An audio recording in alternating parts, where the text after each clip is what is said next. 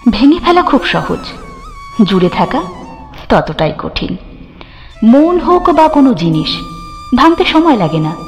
অথচ দেখুন, সম্পর্ক বা অট্টালিকা যেটাই হোক, গড়তে কত কসরত, কত সময়, কত ধৈর্য, কত পরিকল্পনা আর কত সরঞ্জাম লাগে। কত আশা, কত স্বপ্ন, কত এফর্ট ঘিরে থাকে এই গড়ে তোলাকে কেন্দ্র করে। কত লড়াই, কত বাধা, কত অশান্তি, কত বিচ্ছেদ জড়িয়ে থাকে সম্পর্কের এক একটা ইমারত গড়তে। প্রত্যেকটা কোনায় কোনায় লুকিয়ে থাকে তাকে আরো বড় করার, আরো গভীর করার, আরো পোক্ত করার জেদ। লুকিয়ে থাকে আজীবন তাকে জড়িয়ে থাকার বাসনা।